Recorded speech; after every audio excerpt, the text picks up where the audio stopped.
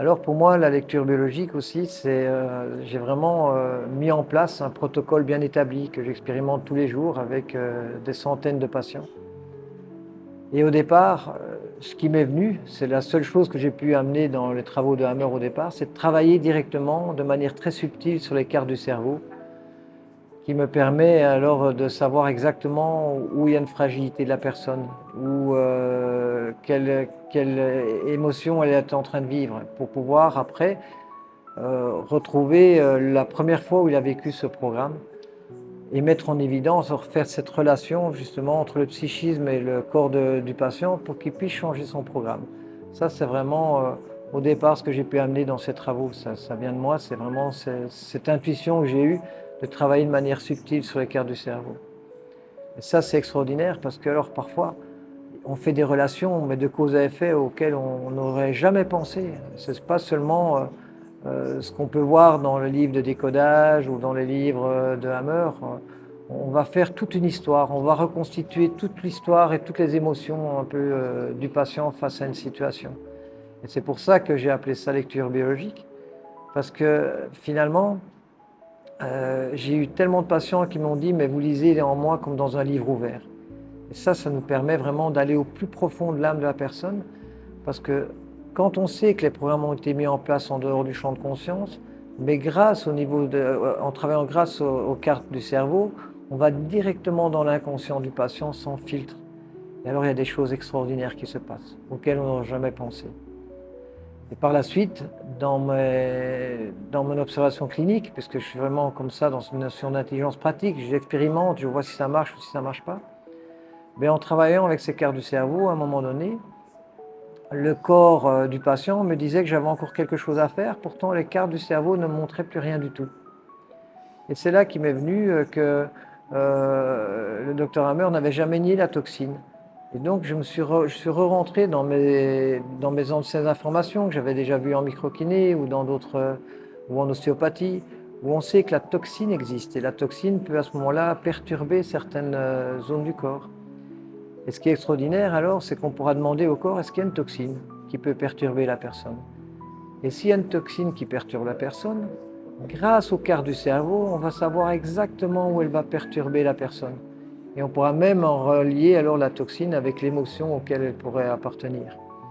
Et alors aussi à ce moment-là, laisser passer l'énergie d'information qui permet au corps peut-être d'accueillir cette toxine et de la transmuter. Parce que finalement, comme dit Yannick de Souzenel, qui est pour moi une grande dame qui m'a amené vers cette spiritualité, nous sommes que des mutants.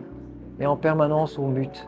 Et en lecture biologique, vous verrez qu'en fait, on laisse passer des énergies, les énergies de vie, et c'est même pas nous qui faisons, nous sommes simplement un canal.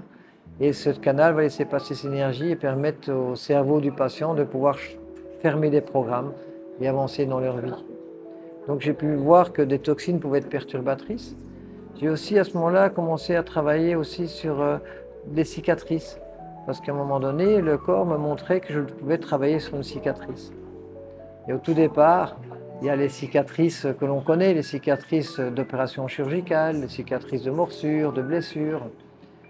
Et je travaillais de manière très subtile dessus, c'était de manière énergétique. C'est-à-dire que je tirais sur la cicatrice tranquillement, de manière énergétique, et parfois, alors des cicatrices même pouvaient se décoller. Et quand j'ai vu ça, j'ai vraiment été très très surpris. Et un jour, je demande au corps qu'est-ce qui reste encore à faire, et il me répond qu'il y avait une cicatrice, parce que finalement, on demande et il nous est accordé, donc c'est le corps du patient qui va nous donner ce qu'on doit faire. Et pourtant, c'est une personne qui n'avait aucune cicatrice, qui n'avait jamais été opérée. Et là, alors, j'ai pensé justement que dans la deuxième loi, qu'on peut retrouver, la deuxième loi biologique, c'est qu'en fin de phase de réparation, nous avons une phase de cicatrisation. Et alors, je me dis, bah, tiens, s'il y a une phase de cicatrisation, je vais demander au corps où est la cicatrice. Et parfois, tu avais des cicatrices. Donc, je demandais est-ce que c'était une cicatrice sur de l'endoderme, une cicatrice sur du mésoderme ancien, nouveau ou ectoderme. Et alors, est apparu des cicatrices auxquelles on n'aurait jamais pensé. On peut trouver des cicatrices partout, en fait. J'avais un ami où j'ai trouvé qu'il se sentait peut-être un peu fatigué, un peu essoufflé. Et j'ai trouvé que le corps me disait qu'il y avait une cicatrice sur une artère coronaire. Et alors, ça veut dire que cette personne avait parfois des vieilles blessures qui pouvaient ressurgir, qu'elle n'arrivait pas vraiment à fermer. Et les artères coronaires sont en rapport avec sa place, son territoire, sa couronne. Et donc on a travaillé de manière très subtile sur son artère coronaire. Et en travaillant sur une cicatrice, vous pouvez même retrouver une plasticité qui était perdue sur l'organe. Et 2, 3 jours après, il m'a appelé en disant je te remercie parce que maintenant, de nouveau, je suis en forme et je peux courir comme un lapin, alors qu'avant, j'avais du mal à courir. Et là aussi, finalement, au décours toujours de mes thérapies et de mes formations, j'ai découvert justement aussi le sceau de Salomon qui correspond finalement au grand jour de l'évolution qu'on peut retrouver aussi dans les textes sacrés, hein. Vous avez les 6 jours qui permettent de l'évolution finalement de l'univers et de la terre et jusqu'à l'humain. Et le 7e jour, Dieu se retira, comme il disait, mais c'est beaucoup plus fort que ça. C'est il donnait le libre arbitre et ça correspondra le libre arbitre à notre spiritualité. Et alors comme ça, dans chaque point de cette étoile à 6 branches, on peut retrouver des stades d'évolution de vie.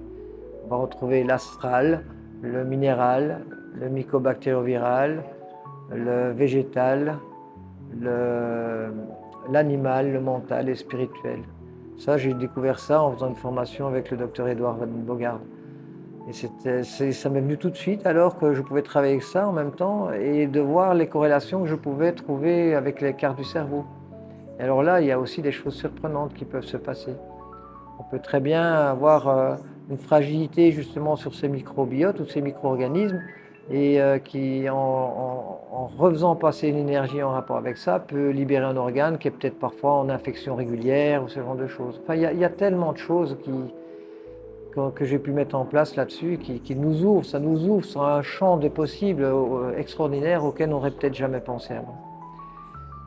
Et après, donc j'ai les toxines, les cicatrices, les stades évolutifs. Et j'ai pensé aussi, comme on avait déjà vu ça en microkiné, qui pouvaient avoir des entités. Parce que les entités, en fait, c'est qu'une énergie qui existe. Et on sait très bien, d'ailleurs les radiesthésistes le savent aussi, qu'il y a des mémoires de murs, il y a des mémoires de terrain, il y a des mémoires de terre, il y a des mémoires qui peuvent se mettre dans des bijoux. C'est ça en fait, c'est des mémoires quelconques. Il peut aussi y avoir parfois nos morts qui peuvent nous parler, qui peuvent nous aider, parfois qui nous perturbent, qui sont encore là. Même s'ils ne sont plus là, ils sont toujours là. C'est toutes des énergies en fait sur lesquelles on va pouvoir aussi travailler et qui seront aussi en relation avec les quarts du cerveau. Donc on saura exactement que cette énergie peut perturber un organe ou un autre. Et là aussi, alors, on pourra permettre, juste en laissant passer l'énergie de vie, le ki, le prana, le pneuma, on peut le dire de tellement de façons différentes, parce que ce n'est pas nous qui faisons, nous sommes simplement canal, mais ça permettra aussi de libérer cette personne. Donc il y a les toxines, les cicatrices, les stades évolutifs, les entités. Et puis alors un jour, j'étais avec un ami, mon ami Dominique Espi, qui m'a dit tiens, moi je fais des prières pour aider mes patients. Et puis au départ, je pouvais être un peu sceptique, comme d'habitude. Je suis du signe de la Vierge, donc j'aime bien comprendre les choses. Et je suis un peu comme saint Thomas, moi, j'ai toujours. Hein, je crois ce que je expérimente. Et un jour, le corps d'un patient me dit tiens, il y a une prière à faire. Et là, alors, j'ai pensé à ce qu'il m'avait dit et ce qu'exprime aussi Annick de Souzenel avec la petite prière du cœur. Et j'ai commencé à prier alors que je ne disais rien à la personne. Et là, la personne m'a interpellé pendant que je priais. Elle dit qu'est-ce que vous faites là? Je sens plein de choses dans mon corps. Qu'est-ce que vous êtes en train de faire? Et donc, c'est surprenant. Au départ, nous, en tant que kinésithérapeute ou ostéopathe, quand vous parlez de prière à quelqu'un, c'est un peu perturbant. Mais maintenant, je n'ai plus aucun filtre et si je dois dire quelque chose, je le dis parce que je l'ai expérimenté et c'est avec tout mon cœur ouvert que je peux essayer d'aider quelqu'un. C'est vraiment ça, quand je dis c'est pour ça que je dis à mes élèves, il faut travailler avec amour. Amour, j'éclaire l'âme de la personne, j'ai le cœur ouvert, les pieds dans la terre et la tête dans les étoiles. Et à ce moment-là, les choses peuvent passer, on est simplement en canal. C'est pour ça que maintenant, je me restreins plus. C'est vraiment assez extraordinaire. Et donc, c'est comme ça que je suis venu à cette prière. Et après, je suis venu, et c'est même la première chose auquel je suis venu au départ, après les quarts du cerveau, c'est aussi l'aura. Mais pas l'aura comme on peut le voir avec l'aura éthérique, astrale, mentale, causale. Non, j'ai observé et j'ai expérimenté en fait ce dont on parle les chamans au niveau de l'aura. C'est-à-dire que les chamans voient le corps et ce qu'il y a autour du corps comme une énergie, comme un œuf lumineux. Ils parlent de œuf lumineux. Et donc, j'ai commencé à expérimenter un petit peu ça, sans trop savoir comment faire. C'est vraiment nouveau dans cette pratique. Et là, j'ai pensé avec tout ce que j'avais appris en microkiné, dans les œufs primaires, ainsi de suite. Et j'ai mis un petit protocole sur l'aura assez surprenant. Et avec parfois des réactions chez les gens qui pouvaient être un peu déroutantes au départ. Donc voilà, j'ai commencé à travailler sur l'aura. Et là, j'ai pas le temps d'aller mettre les connexions avec les cartes du cerveau, ça va trop vite. Et donc en travaillant sur cet œuf lumineux, ben, quelque part on peut voir que cet œuf lumineux, c'est une énergie finalement qui vient avant la matière et qui vous permet de garder ce que vous êtes et de la perception que vous avez par rapport au monde extérieur. Et qui vous garde justement dans cette perception en tant qu'humain par rapport au monde extérieur. Et tel que le monde comme vous le voyez, c'est vraiment ça. Et il y a parfois alors justement l'aura qui est perturbée, qui ne fonctionne pas bien, qui est un peu écrasée, et ce genre de choses. Et alors, grâce à mes amis brésiliens qui ont souvent des grandes capacités de vision, ben, en France un peu moins, on est un peu moins ouvert là-dedans, mais il y en a qui ont une capacité aussi de vision, de voir l'aura. Mais quand ils m'ont vu travailler sur l'aura, parce que moi je ne la vois pas, mais je la perçois, je suis assez kinesthésique, ben, quand ils m'ont vu travailler sur l'aura, ils ont vu l'aura qui changeait complètement de couleur, qui parfois gonflait, ce genre de choses. Et donc là, ça m'a conforté justement sur le travail que je pouvais faire. Et il y a des choses aussi surprenantes qui se mettent en place. Et alors, au décours toujours de mes avancées de connaissances et d'expérimentation, un jour j'ai été faire un cours avec Marie-Elias sur les énergies des lettres hébraïques. On m'avait un peu amené là-dedans, j'avais déjà des bouquins à la maison. Et ça m'est venu aussi tout de suite que finalement, ces énergies, c'est des énergies créatrices. Il y a 22 lettres. D'ailleurs, dans les textes, il est mis au début était le verbe, les verbes s'est fait chair. Donc, on est vraiment dans la physique quantique, information, vibration, corpuscule.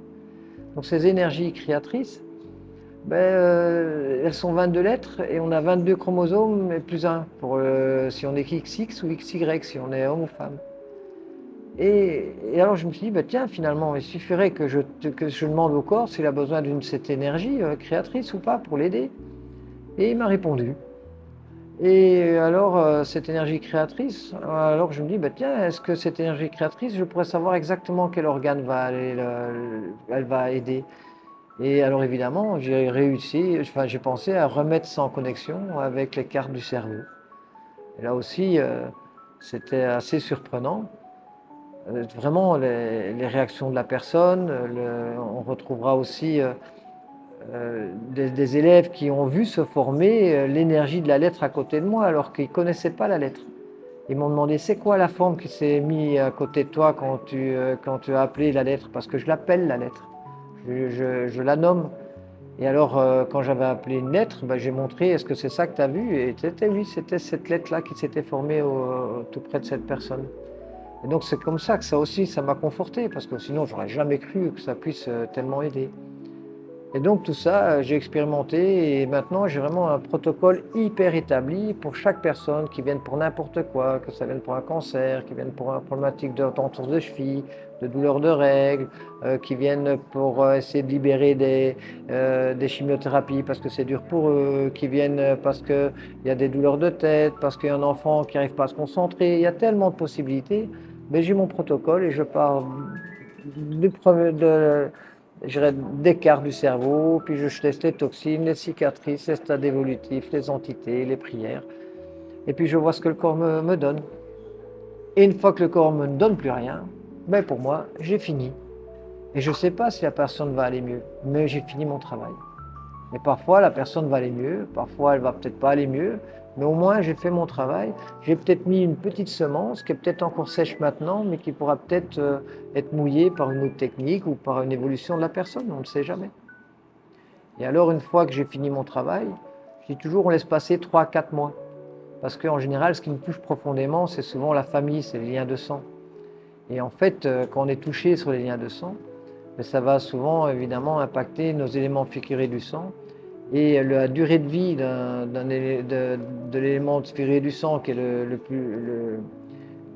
plus long, c'est les globules rouges. Et les globules rouges, ils ont une durée de vie de 120 jours. 120 jours, c'est 3 fois 40, c'est 3 quarantaines qui expriment certaines aussi énergies de l'être hébraïque. Et après donc 3-4 mois, il y a une régénération sanguine totale qui se fait. Et à ce moment-là, si la personne a encore besoin de venir me voir, ben, elle reprendra son rendez-vous. C'est elle, à ce moment-là, à faire sa démarche. Et si elle va bien, ben, qu'elle vive. Et si pour elle, elle n'a peut-être pas envie de revenir, ben, elle ne reviendra pas, c'est tout. Mais c'est à elle, à ce moment-là, à faire cette démarche. Donc voilà, en gros, on pourrait dire ce qu'est le module d'intégration. Et pour moi, c'est quand vous aurez fait le module d'intégration, vous faites vraiment de la lecture biologique. Sinon, vous connaissez les lois de Hammer, mais vous ne faites pas de la lecture biologique. Parce que la lecture biologique, c'est quelque chose qui, pour moi, est vraiment, a ouvert son champ des possibles de manière extraordinaire. Et je suis toujours en train de travailler dessus.